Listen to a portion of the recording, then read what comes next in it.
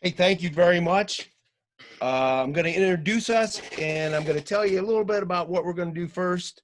And then we'll talk about ourselves and we'll give you some basic knowledge and then we'll get right into the subjects. So I think our goal in this hour is to, and before I even start that, one of the things that I want to stress is that we're not PhDs, but we're rather guys that know a lot about our subjects and have a lot of horse experience. I am a horse feed manufacturer, but more than that, I'm a horse owner. Okay. David is a farrier, but more than that, he is a horse owner. So a lot of the information that you'll get from us will be things that we've learned along the way. You'll get the advantage of all the things that we learned the hard way. So that being said, I'm going to let Dave introduce himself first, and then I will go next. Hi, I'm Dave Billotte. I've been shoeing horses for about 20 years, graduate of Heartland Horseshoeing School in the year of 2000. And we raise and train horses in CA, and that's pretty much it. Don't let him fool you. He's a mounted mounted shooter, Yeah, and one of the best at that. Yeah, we do a little cowboy mounted shooting in our spare time, which this year's kind of been put on hold for now with everything. But yeah, my wife, daughter, and I all do cowboy mounted shooting. Okay, my name is Chris Cole, and I am the owner of Pennwoods Equine Products, and we manufacture vitamin mineral packages for horses. I'm a Penn State grad, but again, most of the thing that I lean on is, since I got a lot of gray hair, I'm an older guy, and I have lots and lots of years of experience of showing, riding, breeding, and learning from all those kinds of things. So what I want to do before we do anything else is now my daughter is a professional singer and a professional musician. And I often said to her, you know, I'd like to not really learn how to play the piano, but boy, I sure want to learn how to play Mozart's Concerto Number 21. Now that seems kind of illogical. So let me give you some real basic horse kind of things that you need to know before you can do any subject beyond that. And I have it broken up into 4 categories. Okay, the first thing you need to know is you need to know about your horse. You know, breed, age, sex, body condition, body weight, those types of things. The second thing you need to know or, you know, be aware of is the kind of horse activities that you're involved in. Okay. Again, are you going to be a breeder? Do you want to be in a showing program? Are you a pleasure riding person? You know, these are real basic things that you want to have a real good idea about. The third thing is what kind of things are around you? What kind of tools do you have to use to take care of your horse? I mean, do you live in the South or do you live in the East or the Midwest? What kind of feeds are available to you? What kind of hays do they grow around you? What kind of budget do you have to buy these kind of things? And then finally, you know, what's your physical environment like? Is your physical environment box stalls, tie stalls, nice barn, pastures, paddocks, indoor riding arena, mountains around you to ride, those kind of things that are available to you. Once you've got a good handle on these kind of things and you sort of got a good feel for that, you can start going beyond that and, you know, trying to do the things for your horses that maybe they have some issues. And then the one other thing I always like to throw in, and nobody seems to pay much attention to it, is that as a horse owner and a guy that sells horse feed, I'm always concerned about that environment that the horse is in that, does he get enough water every day? Did you know that a horse needs to drink 1 gallon of water per 100 pounds of body weight in a ordinary condition? Did you know that your horse needs to have 1 to 2 ounces of salt per head per day? You know, for just basic living kind of conditions. Once you get a handle on all those kind of things and you say, well, I got all that stuff handled. So I can, now we can talk about those particular issues. And those particular issues would be what our first subject is of the night. And that is the horse that has foot problems, or, you know, you don't have enough foot on them to do what you wanted to do, or, you know, just issues that really bother you. So let's talk about foot conditions. Okay. If you have a horse with a poor quality foot, I try to categorize them in 1, 2, or 3 situations. First situation is typically a horse's foot quality is a reflection of body condition.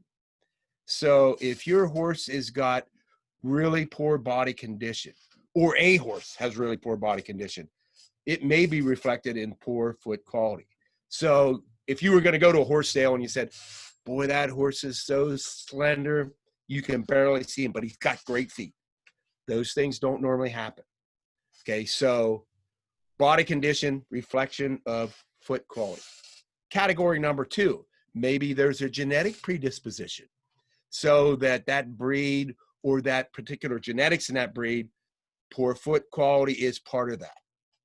And then there's the third one, and that is that foot that, hey, I've done everything right, everything's good, there's no genetic predispositions, the horse is in good flesh, but for some reason she's got poor quality feet.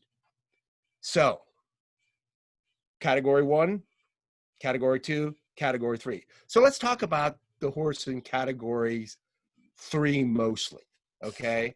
And I sort of got a good feel for this because I've got a horse just like that. I mean, my horse is in good body condition. There's no real genetic predispositions for poor quality feet, but she has poor quality front feet. So here's the things that I've tried to do to try to address those things. I make sure that she has a real balanced nutritional diet. Okay. I make sure that I add biotin to that diet. Normally 12 to 20 milligrams per head per day. So I feed 15 milligrams per head per day. I make sure there's plenty of methionine and plenty of zinc to help that biotin work. If I'm still struggling, what I would do is I would say, I think feet and hair are mostly protein. So what if I added a specific protein product to that horse's ration? Would I help improve foot quality? And that's where I have been the most successful. I would add a protein source that would have a high level of really digestible proteins, and I would use a product that had whey protein concentrate and whey protein isolate. I always thought them to be nature's perfect proteins. So they're easily digestible. They help get that biotin so that as a facilitator to make it work a little bit better. And that's the thing that I have found really, really, really helps to get a good quality foot on a horse that maybe doesn't have that potential. Now, once I've got that good quality foot on that horse, that's important to me to make sure that all the other things are done right also, and that is foot care. So I'm going to pass this thing right on to my good friend David here, and he may talk about a lot of different horses, but a lot of it he'll be talking about that one foot quality issue horse that I have. Please take it away, David. Okay, thanks, Chris. Excuse me.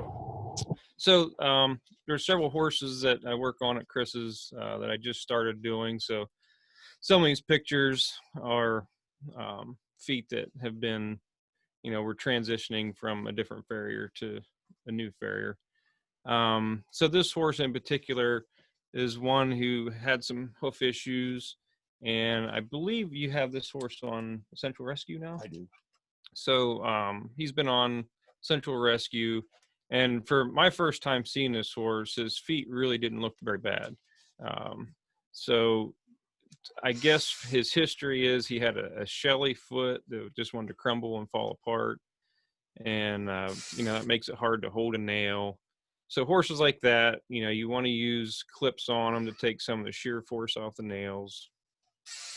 We use a smaller, slender nail to displace a lot less hoof wall, and just everything kind of in combination to help hold those shoes on.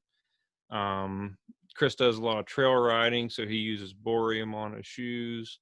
That, of course, adds a lot of extra torque and can twist the shoes off easier than a plain shoe. So we want to make sure we keep those on tight with a good clinch and good clips. Was there another horse? So David, what do you think about dressings on the outside to keep that foot pliable? It depends on your environment and each individual horse, of course. If your horse has a really dry foot that wants to just fall apart, then yes, a dressing is a good idea. It does, add some pliability.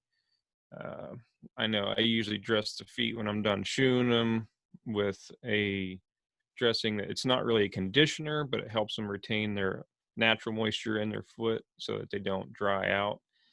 If you trim a horse's hoof and you set it down on concrete or something solid, you'll notice when you pick the foot back up, there'll be a wet spot there. And that's just the moisture coming out of that foot that's been freshly trimmed. So that's why a lot of times we'll add a coating on there to help them keep that moisture in so they're not drying out. So on this particular horse that we're looking at right here, I use a lanolin hoof dressing. Okay. I'm wondering whether I should use that lanolin hoof dressing or whether I should use something with pine tar. And then the other thing that I often try to steer away from, and you may tell me right or wrong, is there's a lot of petroleum-based hoof dressings around, and I don't know whether I should or I shouldn't. Like you said, there's a lot of those on the market. I always say the more natural you can be, the better. So if you have a product that has more natural ingredients in it, I would tend to steer towards those. Okay, so that lanolin based, which is, I think lanolin is out of sheep wool, right? Yeah, I think it is. Yeah. So that would be more of a natural hoof dressing. Yeah. Okay. So that covers our horse with the poor quality foot. There was one other horse I mentioned that Essential Rescue, because like I said, this was the first time I saw this horse, and his feet were really not that bad. I just am going off of the history I've been told by the horse owner. But the Essential Rescue I did use on another horse a client of mine had that just couldn't hold a shoe, wasn't growing any foot. And after, I'd say, probably 2 months of having him on that, it is like a different horse. His feet were really solid. He could hold a shoe. Knock on wood. I don't think he's lost a shoe since they put him on that. So thank you very much. I appreciate the compliment. Yeah, I appreciate the compliment. So let's move on to our next subject, and that's horses with metabolic issues. And those are typically horses that would have EMS, Cushing's, or insulin resistance. EMS meaning equine metabolic syndrome, and then Cushing's, and then I'll repeat that, insulin resistance. And as usual, I use a lot of my own horses as my subject matter. Okay. I have 2 horses who were veterinarian diagnosed with EMS, or equine metabolic syndrome. And how it was explained to me, and I pass it on to everybody else, equine metabolic syndrome is the inability of horses to process certain sugars in green grass, green forage, or green hay. Okay. And they show that by having some founder laminitis. In the old days, right after the dinosaurs roamed the earth, back when I was young, okay, they called that spring founder, or they called it grass founder. Nowadays, it's called equine metabolic syndrome. Now, nutritionally, you would address that the following ways. Since it's an inability to process certain sugars in green grasses, you would probably use no pasture. Okay, so what I will do is I will keep my 2 EMS horses on a dry lot year round. Okay, so there's no availability for grass there. The second thing that I would always do is I would provide hay out in my dry lots, but this hay would not be fresh cut hay, and it would not be what I call prime. It would be more seasoned hay. So I'm from Pennsylvania, and the hay that I would use would be something made in late June, early July. Good clean hay with no mold, but not a lot of real lush green color to it. Okay, and that works pretty well. Now, if you don't have those things available to you, they also suggest that you soak or wash your hay, which when you would soak it, you would pull a lot of the starches out of that hay, throw the water away, and end up feeding just sort of that wet fiber. The third thing that they would want people to do, okay, is use maybe a low starch diet. And most of the feed companies nowadays will have some sort of a low starch feed in their lineup of feeds. Okay, and that low starch feeds would be what they say, low in starch. So we're feeding a low starch feed to that horse. Now, in my particular situation, I do not use a low starch feed. I just use oats. Okay, and oats seems to be fairly low starch. Okay, especially if you don't feed very much of it and you lean primarily on feeding sort of, seasoned hay and having that horse be on a high fiber diet. Okay, so I've done all of these things right. I feel really good about these two horses, but I got to work in conjunction with my feed, my environment, and then finally the gentleman who takes care of my horse's feet, because that's so important. Because if there is any kind of issues, what they do is they flesh out in like a founder kind of thing or laminitis.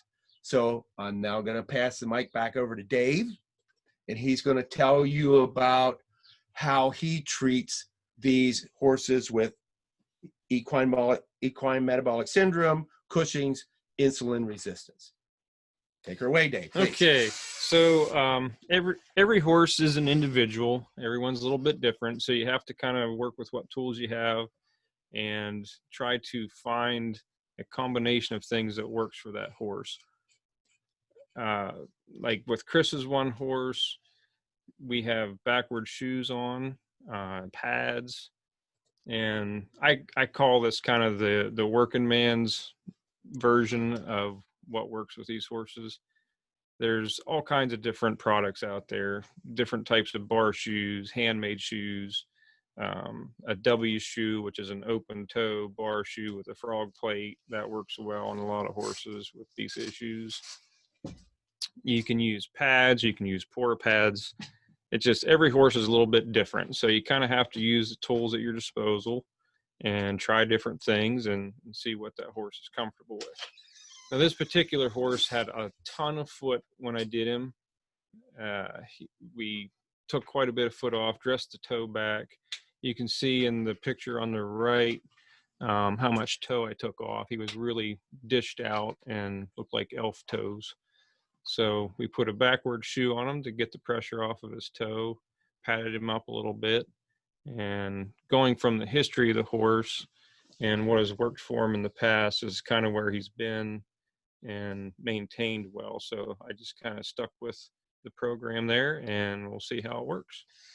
So Dave, let me, I'm looking at this picture too, and I hope everybody's looking at this picture. So I'm looking at his foot, the shoe's reversed, his toes open, sort of, and you use 2 nails. Yeah, the nails I used, when you reverse a shoe like that, obviously your nail holes are going to be in a different position than they would be if the shoe was on properly, the way it would designed to be on. So you can, it just depends on the horse. Like this horse, the way his foot was shaped and everything, I just used the 2 nails. Some horses you may have to punch an extra nail up towards the toe. You want to stay out of the toe region because that's where they have a lot of their issues and pain and inflammation. So you try to keep the nails back a little bit in the good part of the foot that's solid. but then again, you don't want to get back too far and hinder any expansion of the heels. So you kind of just have to play around with that and get as many nails in there as you can without hindering the foot. So how come pad on the whole foot? Okay, or is that, I always thought I was the smartest guy in the world, but every time I talk to somebody, I find out I'm not. Okay, so we were talking before we got started that maybe next time we might only put a half pad on. Yeah. So this horse, we put a full pad on because that's what he's had done. And that's just to protect the sole of the foot and give him a little extra padding underneath there. One thing you can do that we might try next time is by using Play-Doh, you can kind of keep the padding in the back part of the foot only, and that'll relieve even more pressure off of the toe. And we would use a product a lot of people call a pour pad. It's a 2-part thing that goes in with a gun, kind of like a silicone gun. And it's kind of like the gel insoles of your sports shoes. So before we started today, I was talking about these 2 horses that I have. And I've been dealing with each one of these horses for about 10 years. And what I've found out is if you have an EMS horse, especially an EMS horse, is that the things that happen, when they get sore feet or you see them ouching around, it's pretty seasonal. Okay, so no matter what I did right, there's some times of the year when he can be a little bit on the ouchy side. And no matter what I've done, you sort of got to put up with sort of that seasonality of that situation. And one of the things that I try to do, and I don't know whether we can go back to that slide or not, is that I truly have them on a dry lot. Okay. And that dry lot doesn't have any mud, so the mud doesn't pack in there at all. And it's kind of hard, but there's nothing gets wedged up in the shoe at all, so that it stays pretty good. And there's nothing gets packed up in, because I found out even with a pad, if it gets real mud kind of packs up in there and there's a lot of pressure on the foot, that's sort of working against all the other things that I try to do.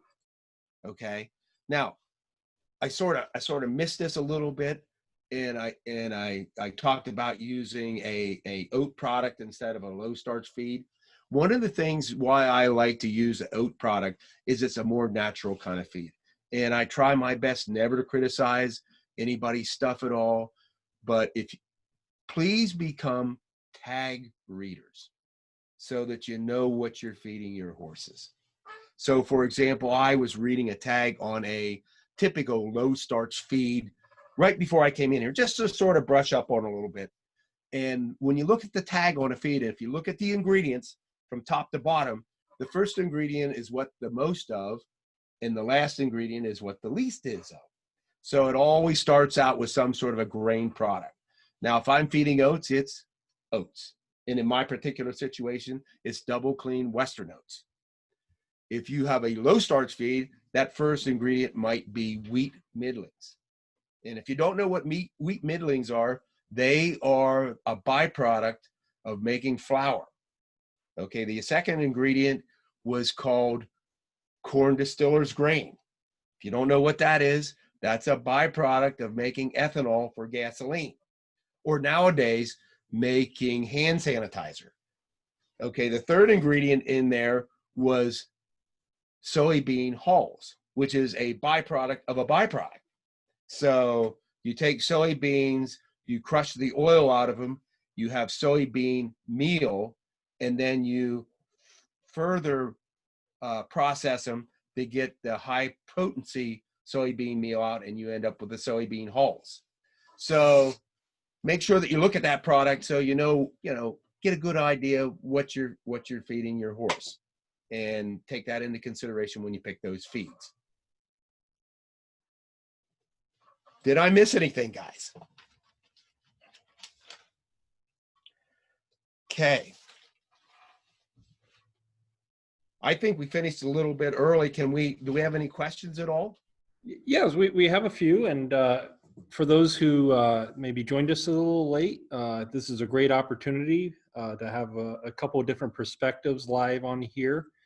So if you see the Q&A area or the chat area, feel free to type in your questions, and Okay. we'll go through as many of these as possible. So, this one might be more of a maybe a request, and should mention we have a nice assortment of people joining us tonight. Some horse owners, some farriers, some veterinarians, some as close here as Wisconsin, and some as far away as Australia. So thank you everyone for joining us tonight, or I suppose tomorrow morning for those over in Australia.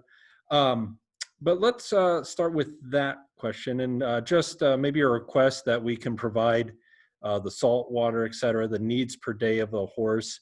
As a farrier, it would be helpful to be able to provide that information to the owners. Okay, so salt and water then, right? Yes. Okay, typically a horse on an average day will drink 1 gallon of water per 100 pounds of body weight. Okay, so if I have one of my horses that weighs 1,200 pounds, he or she should drink 12 gallons of water per day. If I do anything excessive, we've ride that day on trail rides, or it's hot, they'll drink more water. Okay. Typically, a horse should get 1 to 2 ounces of salt per head per day. You can supply salt in the following ways. You can put salt blocks out. Okay. Now, out in the Midwest, many years ago, they did a test out at Iowa State University, and they actually counted the number of times an animal will lick a salt block. And they found out that their tongue will get irritated way before they get that 1 to 2 ounces of salt per day. So our suggestion is that you feed it either free choice loose, or you feed it by the little scoop every time you feed.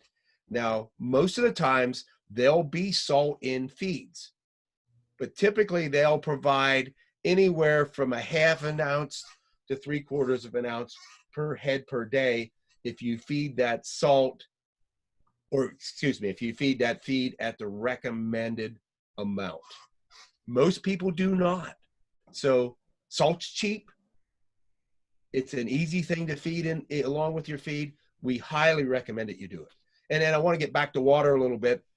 And I always like to say, make sure that water's clean. If you won't drink it, your horse probably won't drink it. Okay. So if it looks like something that you wouldn't dip into and take a big gulp, scrub that bucket out and fill it up fresh. That's good. And yeah, we just had another question on salt blocks, so I think that helped answer that. Okay. We'll switch over to, I think what will be a popular topic is laminitis. Does magnesium oxide help in addressing laminitis? Okay, typically can I drop out the word oxide? Is that okay? Sure. Okay. Magnesium really helps a lot with the issues of equine metabolic syndrome, which in turn helps a lot with laminitis. Magnesium oxide is the least of the all. There's magnesium oxide, there's magnesium sulfate, there's magnesium propionate, which is the organic version of it, so that the organic version of it is the most easily absorbed by the horse. The oxide is the least easily absorbed by the horse. So that if you can find a product that has some oxide, some sulfate, and some magnesium propionate, that will give you a more broader absorption. And yes, that does help a lot. That was sort of a political answer where I talked and talked and talked and never got to the answer. Okay, but I finally did, I think, right? It is an election year. All right. That's exactly what I was thinking. Okay. So let's switch gears and maybe look at it from the farrier perspective. And Do you think, well, let's take this question with, we have a lot of novice owners, and maybe they're using their horse for a hack class or, for trail riding. And, they're just not very in tune with what those horses' needs are. What do you find are maybe some helpful guidelines, helpful tips for getting that owner, alerting them, so to speak, to what some nutritional problems are that maybe you're identifying with their horse as the farrier? As far as, I'm not sure I understand the question. I'm sorry. Well, I think we can take any subject. I think there's certainly issues with obesity or issues that manifest with feet, but I Gotcha. think with a lot of novice owners, they're not aware of nutrition and the impact of poor nutrition. So I guess maybe from the farrier perspective, how do you address that with them? Gotcha. So basically, I just try to have a good relationship with the client and just explain to them what I'm seeing. Excuse me.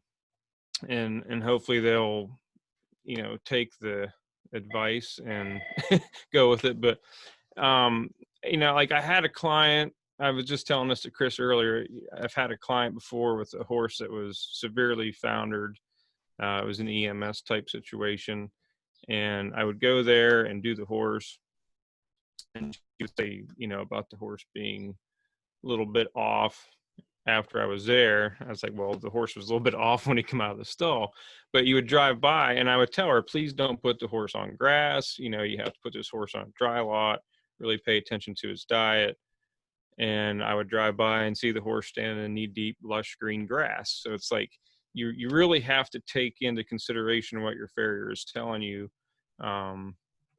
with nutritional needs as well. Now, I'm not a nutritionist. I don't know near what Chris does.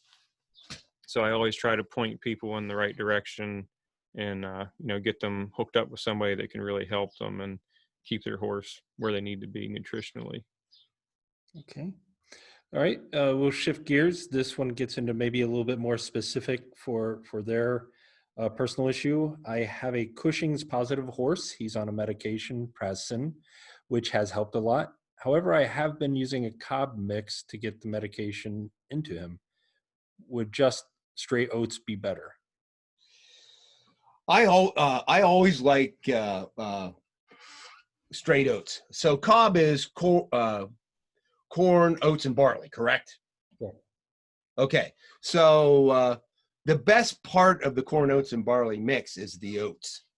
It just seems to be a real natural feed for horses. It has good digestibility. It has a lot of fiber in it. And the other thing that you don't have to worry about, especially with corn, okay, and again, this is not derogatory, other than as farming practices have changed over the years, you get these corn yields that are phenomenal, okay? And when you get really high yields and really high density amount of corn planted together, you often get some unseen molds and mycotoxins in those corns. And those just aren't good for your horse, okay? So if you could move towards a more oat diet, or pick a commercial feed or a sweet feed that has a higher proportion of oats in it, I think you'd be better off. Okay. Just because you'd be ducking those unseen molds and mycotoxins. Okay.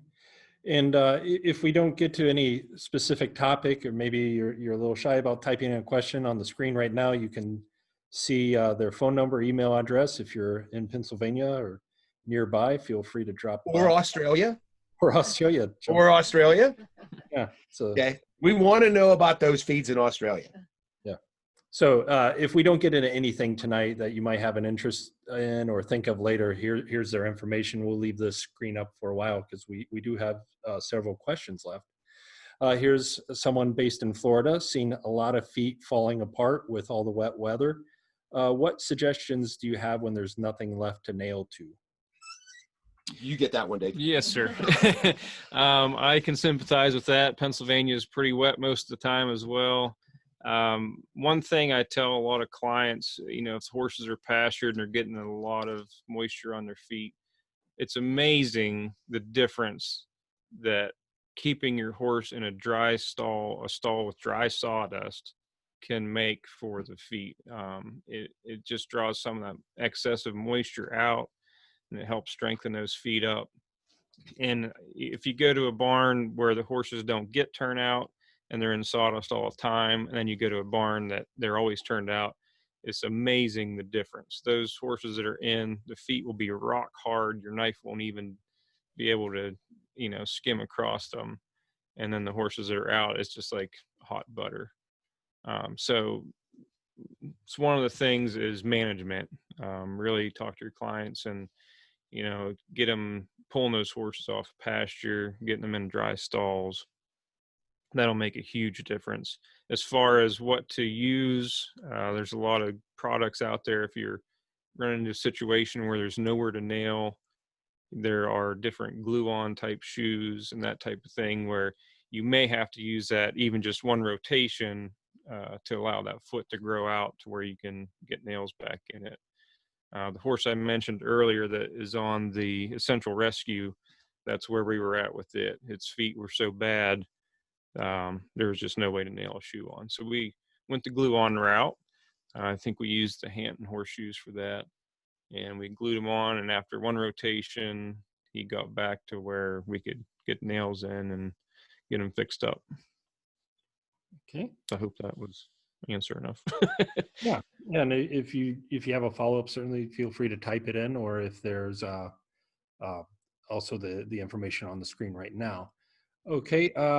Here's a popular word in several questions, so maybe I can phrase this to try to hit all. But biotin, what products do you recommend for raising biotin? Okay, so biotin is a B vitamin that shows real promise in making hair and foot quality better. So there's a lot of different biotin products out there. Typically, a biotin product will have attached to it a form of zinc and some form of the amino acid methionine that seems to make those things work together. What I have found out, and it doesn't matter what biotin product you use, and I guess I look at nutrition as this big long chain with all these links in it, and that if any one of those links is weak, that's where the breaking point's going to be. So if you don't have a good, well-balanced ration, you will not get as much benefit out of biotin as if you did.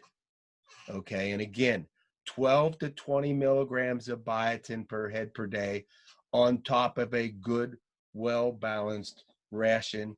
There's a lot of good biotin products out there. We have 3 or 4 of them in our lineup. Okay, one of the things that we try to do is make sure that our biotin products are not a standalone biotin product, but rather attached to some sort of a balanced vitamin mineral package that we hope makes them work better. Feed at least 12 milligrams of biotin, or you won't get the benefits that you want. You really don't need to feed much more than 20 milligrams of biotin in most cases, or you know, it won't hurt the horse because it's a B vitamin, which is water soluble, and it'll just go away in the urine, but so will your dollars go with it. Does that get to the answer? Yeah, I think so. If you need any elaboration, feel free to type in. Hey, please do. Follow up. Getting back to salt, this person has a salt-sensitive pony, gets ulcers when fed salt. What do you recommend? Okay, so gets ulcers. So I guess I would answer that question with a question. Okay, salt is one of those things that, boy, you really almost have to have it. Okay, is that person doing anything to treat those ulcers on a separate level? And if I knew that, then I could probably answer the salt question. Okay. So I'm going to answer a question with a question.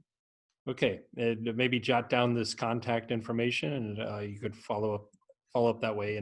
Okay. And there's quite a few of these questions. We're getting into very specific issues, chronic seedy toe, laminitis, navicular. So I think a wide assortment of topics. If there's something maybe more precise about those, feel free to type those in. Maybe we can address those. But yeah, let's maybe talk about that. I think chronic laminitis is one of those issues where there's always some considerations with nutrition.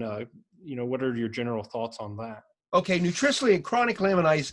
Again, I'm going to go back to the right after the dinosaurs left the earth, when that chronic laminitis was called spring founder, or it was called grass founder. That was always chronic because it happened every spring, and a lot of that had to do with maybe equine metabolic syndrome, or it had to do with Cushing's, or it had to do with insulin resistance. So you would treat founder nutritionally the same way: low starch diets, no grass, more seasoned kind of hay. Their rations would be more of a forage kind of diet. But more than anything, you got to take care of those feet. And I don't want to speak for Dave, but I guess I'm going to. Okay, in that, boy, I think you got to keep shoes on them. Okay, and you got to do that correctly. And because, well, if I, lots of people, they'll say to me, well, if I do this and this and this, can I get the shoes off them? Probably not. Probably not, because they won't be as comfortable as they need to be. So, and it's like the person with the poor quality foot. When do I get to the point where I can take the shoes off? Probably never. Okay, that's going to be one of those things that's going to be part of the things that you do to take care of that horse year round. And the farriers, like Dave, they're just as important as the guys like me. They really are. Okay. How about that? Good. Okay. Ask and you shall receive. You're curious about feeds down in Australia. I am. I want to know. Okay. Here's from Wesley Stewart. He's a farrier down in New South Wales, Australia. And he says, feeds and grass in Australia greatly vary. We have had 3 years of drought followed by flooding for about a month. Lucerne hay quality went from leafy, dry, and heavy bales to very green and lightweight bales. Okay. So it's sort of a short summary for him, and he follows up with a question too. What's the best type of salt to feed horses? The stock feed shop in Australia sells mainly pink rock salt. Okay, so I think salt is what's more available to you. Okay, so I'm not going to really pick one over the other. In certain regions of the world, certain salts are really available. Okay, so I'm in Pennsylvania, and plain old white salt or stock salt is really available, and it's really economical to us, and it works really well. But that may not be available in Australia, so stock pink salt might be the best thing to feed in Australia. I think the salt portion of it is the best. We always try to steer guys away from thinking they're going to get a lot of advantages out of a red salt or a TM salt, which they call trace mineral salt. And let me rephrase that word: trace mineral salt, meaning trace. There's so little minerals in it that you don't know they're there, and they'll eat white salt so much better if it's available. But if you have to pay a premium for it, stick with the salt that's really available to you. Okay. And what are your thoughts on ration balancers? If feeding oats only, how are mineral and vitamin requirements met? Okay, so this is sort of a touchy subject for me, and I'm glad somebody asked this question. Maybe it was one of the people sitting beside me that asked it. Okay. Typically, ration balancers are vitamin mineral content on a really high protein base, so you're ending up feeding 30 to 35% protein ration at 1 or 2 pounds per head per day to get the vitamin mineral content that you need to have. Typically, a horse only needs a 10 or 11% protein in their total ration. That's an adult horse. So if you're feeding a 1 or 2 pounds of 30% ration, you're giving that horse way, way, way more protein than what they need to have. So I would suggest finding some sort of basic vitamin mineral package that suits your needs, that doesn't have a lot of added protein to it, to meet that balancer, so you can balance your ration with that oats or cob kind of situation. Okay. You okay with that? I'm good with it. All right, good, good. I'm glad to hear that. Okay, I think that's the way to go. I mean, again, I depend a lot on the people around me and the things that I've learned along the way. My wife is a nurse practitioner, and she worked in a practice where they did a lot of dialysis, and they were really concerned with the amount of protein that their patients took in because it's so hard to process. That's the same with your horse too. If you feed them way more protein than they can process, it's a tough battle for them. Okay. We have a final question here, and this might be more appropriate for you, Dave. I'm going to assume this is asking primarily on the foot care, but what tips do you have for deep chronic thrush? Chronic thrush, that's a good one. Usually the chronic thrush horses are the ones that will have a real concave foot, and their frog is kind of atrophied down. They don't have a big frog. Those are the types of feet that I usually see the chronic thrush. There again, environment, get them in a dry stall. That sawdust works well, that's, and here I'm assuming again, because we have sawdust readily available to us. But just depends on your location. But environment, get them in a dry environment, and of course your topical solutions to treat the acute cases, to get them over that, and just really watch the environment basically.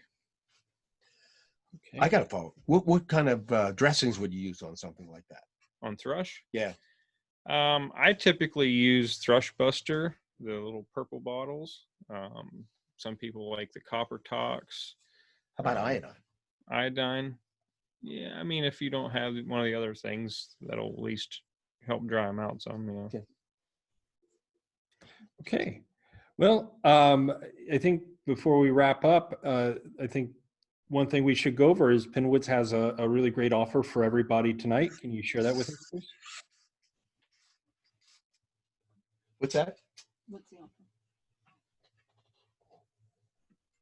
Okay. Oh, the offer is that we're going to provide free shipping on the Essential Rescue from Pennwoods Equine products, and our webpage is pennwoods.com. You use the source code Essential Webinar, okay? And that is on a 5-pound or a 15-pound polylaminate bag. Okay. Well, first, I'd like to thank both Dave and Chris for their time. I think we got a lot of great information covered, a lot of topics. For everybody watching, you were able to jot down their information over at Pennwoods. So if you do need to track Chris down and follow up with a question, I think you find him very engaging and happy to help. So thank you, guys. Thank you. Appreciate that. And again, don't hesitate to get in contact with us, because we love questions. All right. I really do. Perfect. So, with that, again, if you missed this at all or you'd like to rewatch it, we'll share the link for this video when we have this up online tomorrow. We'll email that to you. If you maybe don't have email for some reason, it'll certainly be on our site under webinars. And so feel free to check it out anytime. So definitely appreciate everybody watching. Hope everybody out there stays safe and healthy. And thanks for watching. Oh, hey, I have there's a question that came up here. It says, very quickly, do you have a dealer to sell products in Canada? We have a Canadian, what they call Canadian resident agent, called Canadian Saddlery, and they distribute all across Canada. Okay. Okay. Yeah, and I think if you have any questions about Canada, If you have any questions, you can get to us, and we'll try to steer you in the right direction. okay. Whoop. With Oh, that, Karen said thanks. There you go. yeah, perfect. Okay. All right. Well, thank you, everybody. Thank you for watching. We'll have some more webinars in the future, and thanks again for joining us. Have a great night or good day wherever you are. Okay.